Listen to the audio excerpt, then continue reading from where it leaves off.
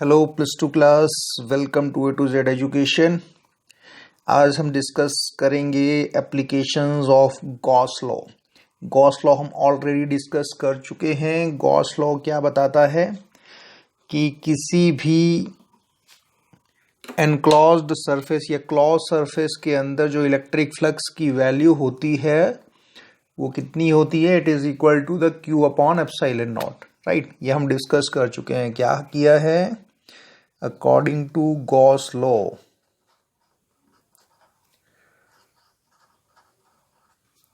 Electric flux यानी E dot D S की value जो होती है हमारे पास through a closed surface, it is equal to Q upon epsilon naught. Got it? 1 upon epsilon naught times the charge enclosed by the close surface. किसी भी surface में अगर चार्ज जो एनक्लोज किया जाता है उसकी वैल्यू Q है, राइट, तो जो उसके अंदर इलेक्ट्रिक फ्लक्स होगा वो कितना होगा? Q upon epsilon not. तो इसके अंदर अब हम इसकी एप्लीकेशंस को फाइंड आउट करने की कोशिश करेंगे। तो एप्लीकेशन गॉस लॉ क्या करता है? ये हेल्प करता है calculating the electric field of continuous charge distribution. क्या एप्लीकेशन होती है? It helps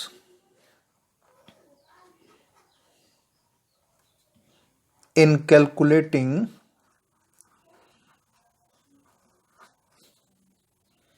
the electric field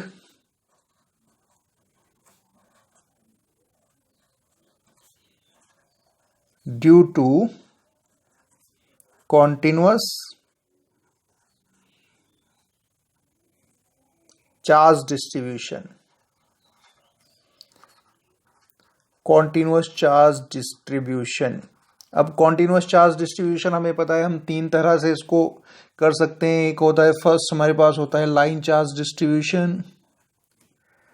line charge distribution ये ऑलरेडी हमने किया हुआ है। लाइन चार्ज डिस्ट्रीब्यूशन में क्या होता है? जब charge along a line distribute होता है uniformly, it is like this,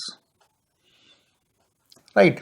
तो यहां पर हम क्या लेते हैं? Lambda is the linear charge density find out करते हैं, और चार्ज की वैल्यू कितनी होती है? If it is of L length, इसकी लेंथ अगर एल है तो चार्ज की वैल्यू हो जाती है लेमडा इंटू एल, यानी linear charge density multiply by the length, right. दूसरा केस हमारे पास था surface charge density. Surface charge density, right. इसमें किसी सरफेस के ऊपर जब चार्ज डिस्ट्रीब्यूट होता है यानी 2 डायमेंशनली, और इसका सरफेस है मान लीजिए S, जिसका एरिया हम S मान सकते हैं, और यहाँ पर सरफेस चार्ज डेंसिटी को सिग्मा, तो जो चार्ज होता है वो कितना होता है इस केस में? Q is equal to sigma into S, या सिग्मा इंटू A भी लिख सकते हैं। और थर्ड टाइप का जो चार्ज डिस्ट्रीब्यूशन है that is volume charge distribution. Volume charge distribution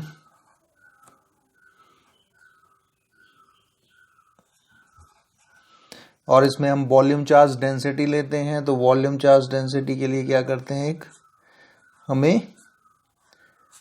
cube की जरूरत पड़ती है। It is like this.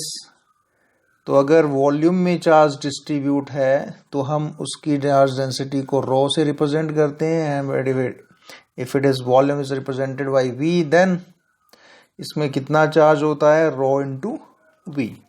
Clear? ये फर्स्ट चैप्टर में हमने ऑलरेडी डिस्कस किया हुआ है।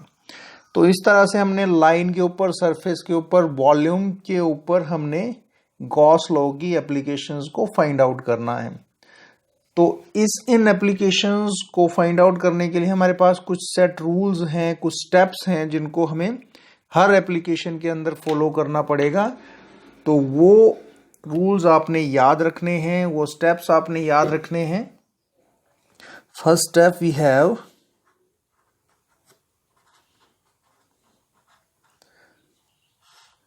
सबसे पहला काम जो हमें करना है वो करना है draw Gaussian surface.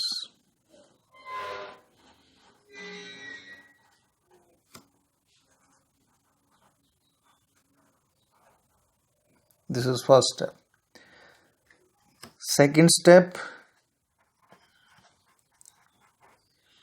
Second step के अंदर हमें गॉसियन सरफेस के ऊपर चार्ज की वैल्यू फाइंड आउट करनी है. Find the charge enclosed by Gaussian surface. Second step. Third step जो हमें करना है वो क्या करना है, गॉस लॉ अप्लाई करना है. Apply Gauss law. और fourth and the last step, find electric field intensity. Electric field intensity. तो ये 4 स्टेप हमें हर एप्लीकेशन के अंदर फॉलो करने हैं. सबसे पहले हमें गॉसियन सरफेस जो चार्ज डिस्ट्रीब्यूशन होगा, चाहे वो लाइन चार्ज हो, सरफेस चार्ज हो या वॉल्यूम चार्ज डिस्ट्रीब्यूशन हो, तो उसके लिए सबसे पहले गॉसियन सरफेस ड्रॉ करना पड़ेगा. और ये Gaussian surface depends upon the law of symmetry के ऊपर डिपेंड करता है. उसके बाद वो गॉसियन सरफेस कितना चार्ज एनक्लोज करता है उसको हमने फाइंड आउट करना है. उसके बाद गॉस लॉ अप्लाई करेंगे और लास्ट में हम इलेक्ट्रिक फील्ड की वैल्यू फाइंड आउट कर लेंगे. क्लियर? तो चलिए शुरू करते हैं हम applications. First application we have is the electric field intensity due to uniformly charged infinitely long straight wire. Right, हम क्या करते हैं, एक uniformly charge infinitely long straight wire assume करेंगे. एक वायर मान लो जिसकी लेंथ इनफाइनाइट है. Suppose it is like this. Right, हमने क्या करना है, किसी पॉइंट के ऊपर इलेक्ट्रिक फील्ड की वैल्यू फाइंड आउट करनी है. हम यहां पर एक पॉइंट ले लेते हैं, पॉइंट P, जहां पर इलेक्ट्रिक फील्ड की वैल्यू फाइंड आउट करनी है. राइट, और यहां पर इसकी डिस्टेंस मान लेते हैं लेंथ ऑफ वायर से, यानी वायर से इसकी डिस्टेंस है R. Right, and this is uniformly charge. इसमें जो चार्ज है वो यूनिफॉर्मली चार्ज्ड डिस्ट्रीब्यूट है. राइट, तो हम क्या करते हैं, बाय लॉ ऑफ सिमेट्री हम एक गॉसियन सरफेस ड्रॉ कर लेंगे.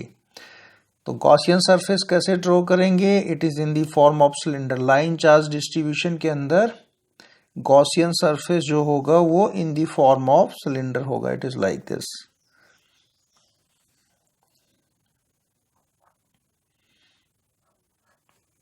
ये इस तरह से हम ड्रॉ कर लेंगे.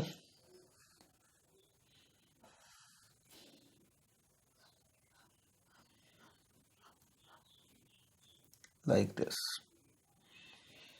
मान लीजिए इसकी लेंथ हम ले लेते हैं L. सिलिंड्रिकल या गॉसियन सरफेस की जो लेंथ है वो L है. This is what, this is Gaussian surface. याद रखना है, first step we have to draw Gaussian surface.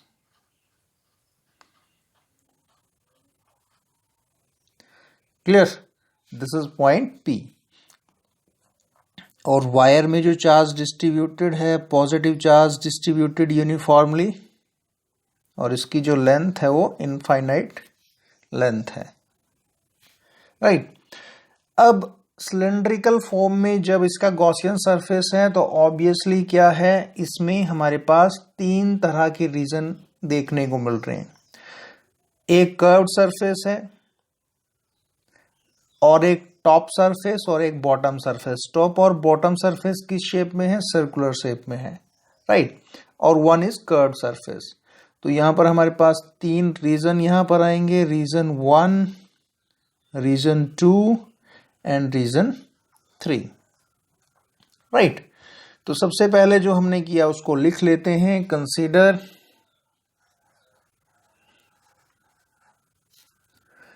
a uniformly charged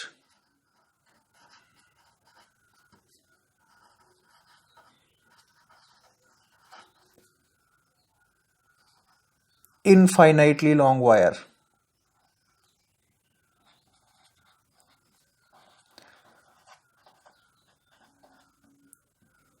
clear. उसके बाद हमने पॉइंट P लिया जिस पर हमने इलेक्ट्रिक फील्ड की वैल्यू फाइंड आउट करनी है। Let P be the point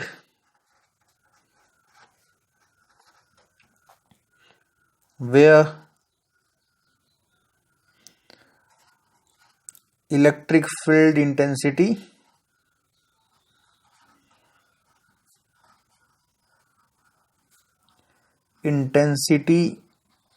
is to be calculated। यहां पर कैलकुलेट करना है इसको, राइट। अगर इस पॉइंट को मैं O मान लूं तो ये OP कितनी डिस्टेंस हुई, OP is equal to R,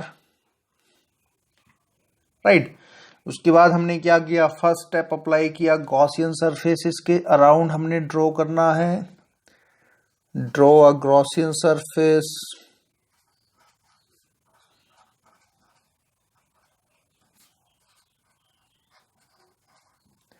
अब सेकंड स्टेप में आ जाते हैं। इसमें चार्ज कितना एनक्लोज होगा, obviously line, it's a line, तो अलोंग ए लाइन जब चार्ज डिस्ट्रीब्यूशन होता है तो उसको लाइन चार्ज डिस्ट्रीब्यूशन बोलते हैं, और इसकी चार्ज डेंसिटी हम क्या एज्यूम करते हैं, lambda, right. Let lambda is the linear charge density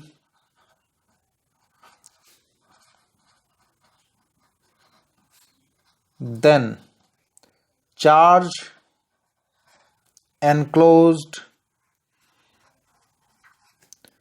by Gaussian surface,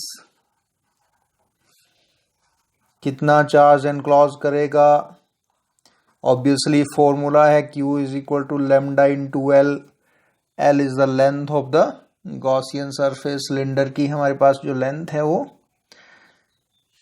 L है, राइट। इसको दे देते हैं इक्वेशन नंबर 1। अब हम क्या करेंगे, third step Gauss law apply करेंगे। According to Gauss law, according to Gauss law क्या होता है हमारे पास, closed integration E dot D S is equal to Q upon epsilon not.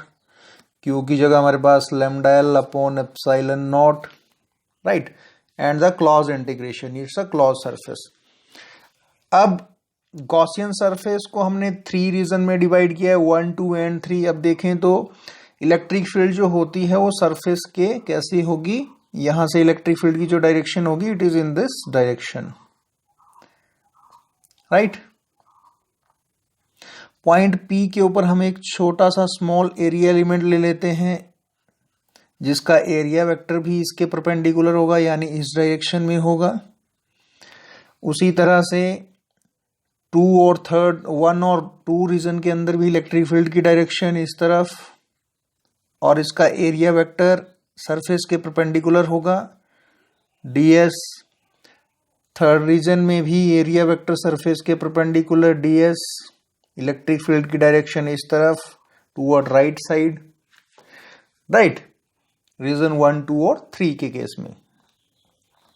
तो यहां हम देख रहे हैं कि ये पूरा जो इलेक्ट्रिक फ्लक्स है इसको 3 रीजन्स में हमने डिवाइड कर दिया, राइट। 1, 2 एंड 3। तो हम क्या लिख सकते हैं, या इसको हम लिख सकते हैं clause integration E dot D S जो है उसको हमने 3 रीजन के ऊपर डिवाइड कर दिया। तो रीजन 1, अब जब हम इसको ओपन करेंगे तो क्लॉज इंटीग्रेशन को ओपन कर रहे हैं, तो अब यहां पर क्लॉज इंटीग्रेशन नहीं लगेगा, राइट। तो ये आ जाएगा E dot D s for first region, then second region के लिए E dot D s for second region plus for third region E dot D s, और value is equal to lambda L upon epsilon naught. अब देखें reason 1 और reason 2 के अंदर E और ds के बीच में 90 डिग्री का एंगल है, परपेंडिकुलर है, राइट। और यहां पर हमारे पास थर्ड रीजन में E और ds सेम डायरेक्शन में है, तो एंगल कितना हो गया, 0 डिग्री। तो अगर इसको हम ओपन कर दें स्केलर फॉर्म में तो ये आ जाएगा हमारे पास EDS cos 90 degree for first region plus EDS cos 90 degree for second reason and EDS cos 0 degree for third reason, right क्योंकि 1 और 2 के लिए एंगल कितना है 90 डिग्री। तो हमारे पास थर्ड रीजन के लिए कितना है सेम डायरेक्शन में, तो 0 degree lambda L upon epsilon not. तो ये कितना आ जाएगा, यहाँ पर cos 90 की वैल्यू ऑब्वियसली 0 होती है और cos 0 की वैल्यू हमारे पास कितनी होती है 1 होती है। तो close integration E dot ds हमारे पास कितना आ जाएगा, it is only due to the third region. तो ये आ जाएगा हमारे पास EDS is equal to lambda L upon epsilon naught. यहाँ लिख सकते हो because cos 90 is equal to 0 and cos 0 degree is equal to 1। Clear. अब E की वैल्यू जो होती है Gaussian surface by law of symmetry her value her point पर कैसी होगी, कांस्टेंट होगी। सिंस E इज कांस्टेंट, क्योंकि E जो सरफेस है, जो थर्ड सरफेस है, उसका हर पॉइंट वायर से बराबर डिस्टेंस पर है, बराबर डिस्टेंस पर है तो E की वैल्यू हर जगह सेम होगी। इज कांस्टेंट तो क्या हो जाएगा, E को हम बाहर ले लेंगे, E integration of ds third region के लिए is equal to lambda L upon epsilon naught. Clear. तो यहां पर इंटीग्रेशन ऑफ ds कितनी है हमारे पास, इज इक्वल टू ये है हमारे पास कर्व सरफेस एरिया, राइट। तो इसको क्या लिखोगे आप, this is the integration of curve surface area है, तो इसको हम लिखेंगे this is equal to 2 pi R L. ये क्या है, कर्व सरफेस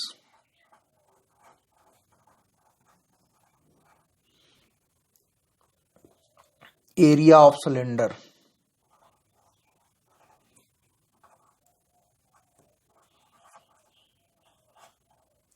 राइट। तो हमारे पास अब क्या आ जाएगा यहां पर, we will have it comes out to be E into 2 pi R L lambda L upon epsilon naught. या L से L कैंसल। लास्ट स्टेप हमारा है फाइंड द इलेक्ट्रिक फील्ड, तो यहां पर इलेक्ट्रिक फील्ड की वैल्यू हम फाइंड आउट कर लेंगे। It implies E is equal to lambda upon 2 pi epsilon naught R. This is the required value of electric field. Clear? यहां से एक बात क्लियर है, E जो है इनवर्सली प्रोपोर्शनल है 1 अपॉन R के, राइट। It is inversely proportional to R, यानी R की वैल्यू जितनी ज्यादा बढ़ती जाएगी, R जितना ज्यादा होगा E की वैल्यू उतनी ही कम होती जाएगी। It is inversely proportional to R. Clear? So this is the electric field. Value of electric field है due to the whole wire of infinite length. Electric field हमने निकाली पूरी वायर की, लेकिन जो Q की वैल्यू है it just in the region of Gaussian surface, ये सिर्फ उस रीजन में है जिसकी लेंथ कितनी है L है। चार्ज की वैल्यू उस रीजन में है जो जिसकी लेंथ L और रेडियस R है, right. So charge Q is in the Gaussian region, whereas electric field is the electric field of the whole length, infinite length, पूरी लेंथ की जो इलेक्ट्रिक फील्ड की वैल्यू है that is lambda upon 2 pi epsilon naught R. Clear? So this was the first application. अब next application पे आते हैं। Next we have is the electric field intensity due to a thin infinite plane sheet of charge। अब हमारे पास line के बजाय क्या है, एक शीट हम एज्यूम कर लेते हैं। Suppose we have a infinite sheet है, it is like this.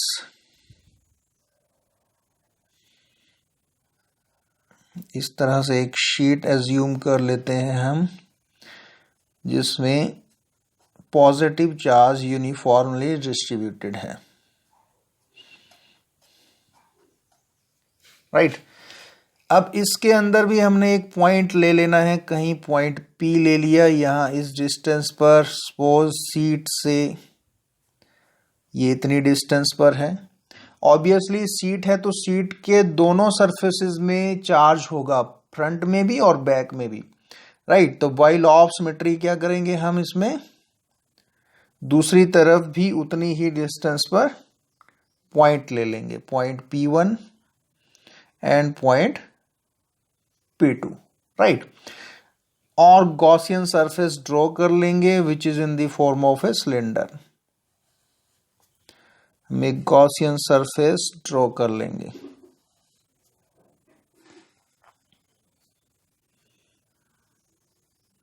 Like this.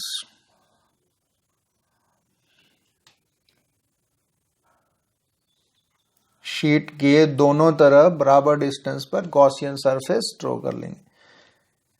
Obviously यहां पर भी हमारे पास 3 रीजन डिवाइड हो गए, region 1, region 2 and region 3, right. Region 1, अब इलेक्ट्रिक फील्ड जो होती है सरफेस के परपेंडिकुलर होती है, तो इसकी डायरेक्शन इस तरफ, और यहां पर एरिया की डायरेक्शन कर्व जो सर्कुलर सरफेस है इसके परपेंडिकुलर होगी, तो इसकी डायरेक्शन इस तरफ ds। यहाँ पर इलेक्ट्रिक फील्ड की डायरेक्शन इस तरफ होगी लेफ्ट साइड में, तो एरिया वेक्टर की डायरेक्शन भी इस तरफ होगी। और थर्ड रीजन, यहाँ पर एरिया वेक्टर की डायरेक्शन हमारे पास कैसी है, प्लेट के जो इलेक्ट्रिक फील्ड की डायरेक्शन है उसके परपेंडिकुलर होगी, राइट। ये सरफेस है यहाँ पर, तो इसके परपेंडिकुलर। तो 3 रीजन है, यानी टोटल इलेक्ट्रिक फ्लक्स को यहां पर भी हम 3 रीजन्स में डिवाइड कर देंगे, रीजन 1, रीजन 2 एंड रीजन 3 में, ठीक है। तो आइए इसको स्टार्ट करते हैं। सबसे पहले हमने क्या किया, consider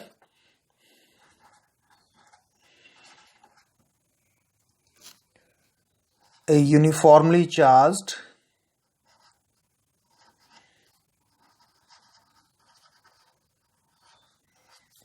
plane sheet।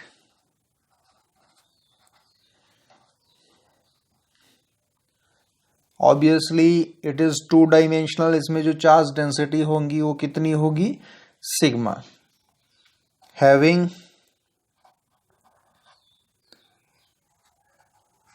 Surface charge density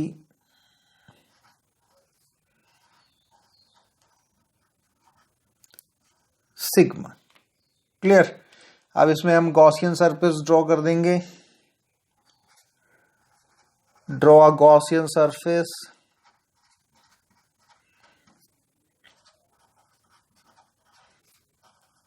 in the form of cylinder।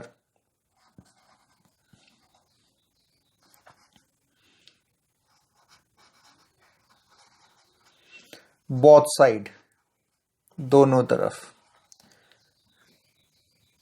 Right. उसका बाद नेक्स्ट स्टेप हमारा होता है चार्ज फाइंड आउट करना। Now charge enclosed by Gaussian surface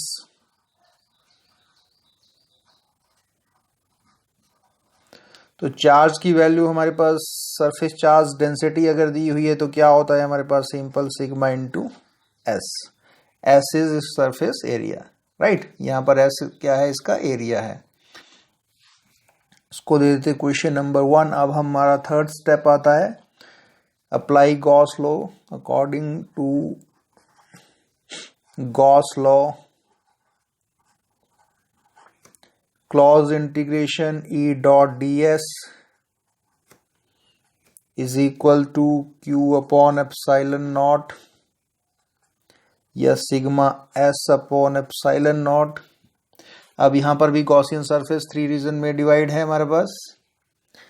hair Gaussian surface is divided into 3 regions. तो क्या हो जाएगा, therefore closed integration E dot D s, इसको हम ओपन कर लेंगे। रीजन 1 के लिए E dot D S plus region 2 के लिए E dot D S plus region 3 के लिए E dot D S is equal to sigma S upon epsilon naught. अब आप देख रहे हो 1 में इलेक्ट्रिक फील्ड की डायरेक्शन और ds की डायरेक्शन में 90 डिग्री का एंगल है, जबकि 2 और 3 में 0 डिग्री का है, सेम डायरेक्शन में। तो यहां पर अप्लाई कर देंगे हम, इसको हम लिख लेंगे for region 1 E D S cos 90 degree for first region, E D S cos 0 degree for second region and EDS cos 0 degree for third region, क्योंकि E और DS की वैल्यू 2 और थर्ड रीजन में सेम है। तो cos 90 की value हमारे पास 0 होती है, cos 0 की वैल्यू हमारे पास 1 होती है। तो ये कितना आ जाएगा हमारे पास, ये आ जाएगा, यहां पर ये वैल्यू 0 हो गई, तो सिर्फ सेकंड रीजन बच रहा है, E D S plus third region E D S is equal to sigma S upon epsilon naught, because cos 90 degree is equal to 0 and cos 0 degree is equal to 1, right. अब E की value constant होगी, since E is constant,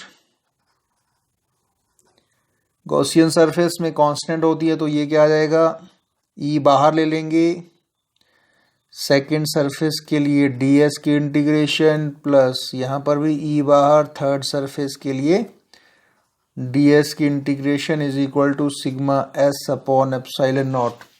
यहां पर हम assume कर लें ds की integration s, तो यह आ जाएगा E S plus E S, integration of D S होती है S surface area, it is equal to sigma S upon epsilon naught. It comes out to be 2 E S is equal to sigma S upon epsilon naught. S से S cancel, तो fourth and last step हमारा electric field find out करना, तो E is equal to sigma upon 2 epsilon naught. So this is the required value here. यहां पर जो हमारे पास required value है वो कितनी आ गई,